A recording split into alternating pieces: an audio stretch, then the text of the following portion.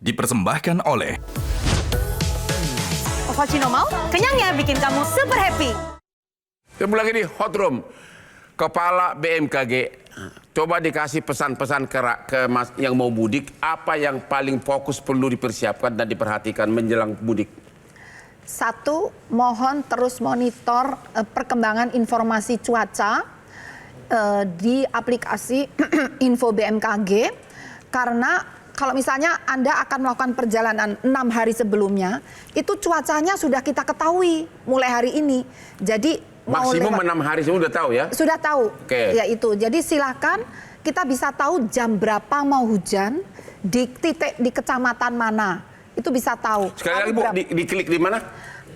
Info BMKG, aplikasi Info BMKG. Oke. Itu ada di situ. Di jalur mana akan terjadi hujan. Itu akurasinya berapa persen?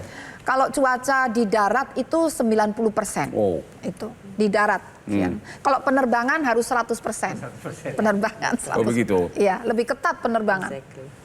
Jadi Nggak boleh salah. apalagi pesan Ibu kepada para pemudik ini? Nah, yang kedua, ini setelah memonitor, susun perencanaan. Jadi kalau mau jalan yang aman, itu lewat jalur mana, atau kalau memaksa ingin di jalur yang sama, jam berapa. Karena hujan itu bisa diketahui mulai jam berapa sampai jam berapa. Jadi susun perencanaan perjalanan. Jadi, seperti itu. Jam hujan itu kan tidak tergantung jamnya, kan ada pagi, ada malam, ada siang ada, begitu. Tapi perakiraan itu sudah bisa tahu. Tanggal 6 itu mau turun hujan pukul berapa, itu sudah bisa tahu. Sehingga kita bisa merencanakan, oh besok aku mudiknya. Itu pas, itu 90% benar itu akurasinya? Iya. Oh begitu? Betul, iya. Sekarang zamannya udah beda Pak. Bukan hal yang luar biasa lagi, itu tuntutan. Apalagi Bu? Apalagi untuk pemudik? Yang kedua, ini jangan merusak lingkungan, membuang sampah sembarangan. Karena hujan kali ini lebih lebat dari tahun lalu. Hujan bakal lebih lebat? Akan lebih lebat dan hampir merata di seluruh wilayah Indonesia. Jangan buang sampah sembarangan. Karena itu akan menyumbat drainase.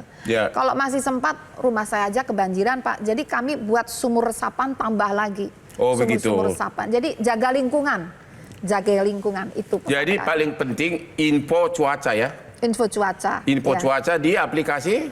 Info BMKG, di sosial media, di sosial media juga ada, di YouTube, di laman BMKG juga ada, di televisi, di radio juga ada. Jadi sebelum berangkat sudah harus tahu resiko yang akan terjadi. Betul. Wah, ternyata BMKG ini gunanya banyak juga ya. Insya Allah. Oke. Ibu DPR ada pesan untuk rakyat di menjelang libur ini? Ya, pesan saya yang pertama adalah safety first. Safety first? Ya, bagi pemudik dan bagi yang ingin berwisatawan. Jadi keamanan adalah yang nomor satu, keselamatan nomor satu. Tetap cek dulu kendaraan dan lain-lain sebagainya, persiapan-persiapan ketika akan mudik. Terus yang kedua, saya sesuai dengan mitra kerja saya juga di pariwisata, saya menghimbau kepada pemudik yang akan berwisata, salah satunya Bang Hotman yang akan berwisata ke Bali, untuk tetap sama seperti yang Ibu sampaikan tadi, menjaga kebersihan, jadilah wisatawan yang bertanggung jawab. Artinya menjaga lingkungan dan juga aware terhadap kebersihan lingkungan. Terima kasih Ibu DPR. Dari Jasa Marga, apa pesan untuk para pemudik? Apakah ada diskon jalan tol selama mudik ini? Kenapa nggak pernah ada diskon selama mudik, selama tahun baru Natal?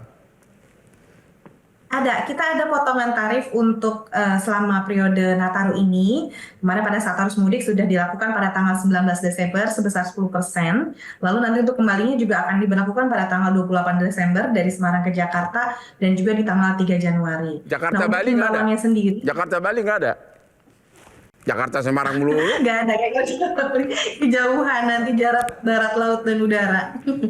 Baik, untuk himbauan kepada pengguna jalan tolnya, ada 4 hal yang harus diperhatikan untuk masyarakat yang akan menggunakan jalan tol. Yang pertama, sama seperti dengan Bu Rita dari BMKG, itu dalam merencanakan perjalanan. Hindari waktu puncak, pilih waktu yang memang tidak menjadi waktu yang favorit, dan juga melakukan perencanaan perjalanan. Kita ada aplikasi namanya Travoy, nanti jadi bisa diunduh di iOS maupun di Android. Apa nama aplikasinya? Travoy.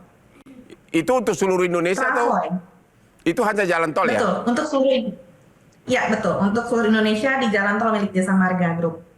Nah, ini di sini bisa cek rute perjalanannya, tarifnya, bayarnya di gerbang tol mana saja. Bahkan ada fitur CCTV yang memang menjadi favorit nih untuk bisa masyarakat bisa langsung lihat sendiri secara real time kondisi di ruas-ruas mana yang mau dipilih, itu bisa langsung dicek CCTV kami yang ada lebih dari 2.500 CCTV tersebar di ruas tol milik Jasa Marga.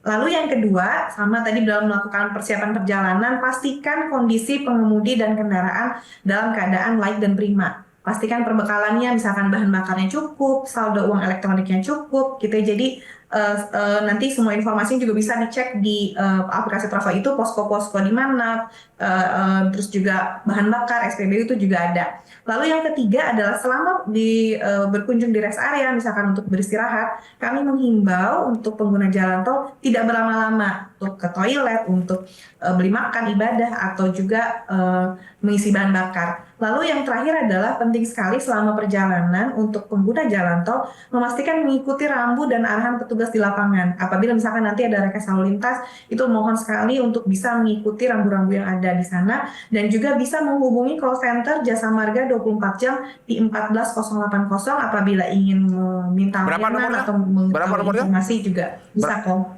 Berapa nomornya? 14080. 14080 call center ya. Ya. Terima kasih Ibu Jasa Marga, terima kasih. Sekarang Pak Dedi Herlambang. Ya. Apa pesan untuk para pemudik? Baik, begini, menurut data yang kami bawa sampai saat ini, bahwa untuk special days ya, seperti Lebaran, Nataru, memang terjadi banyak kecelakaan.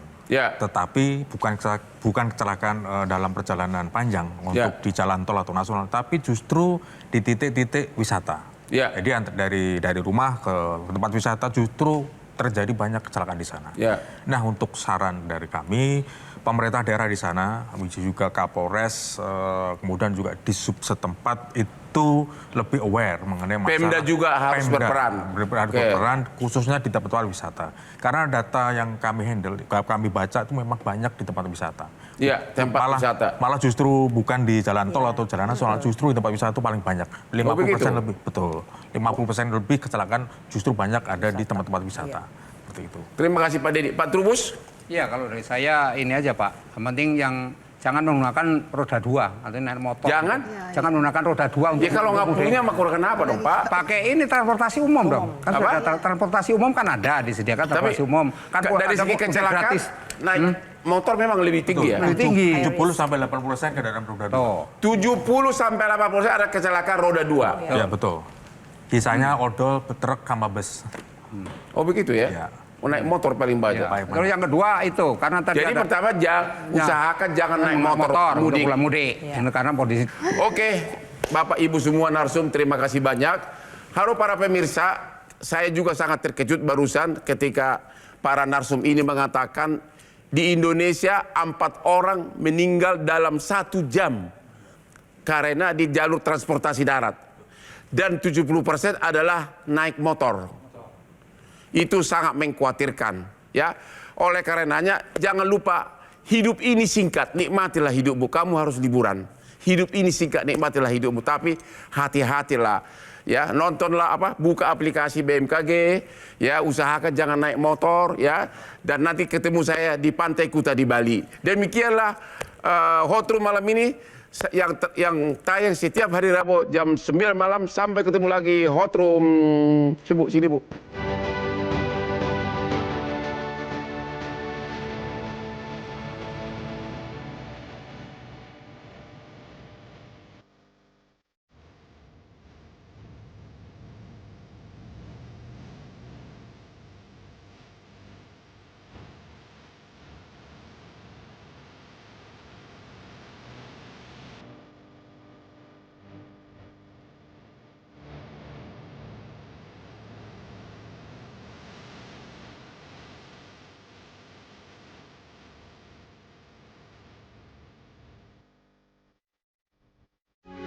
Metro TV.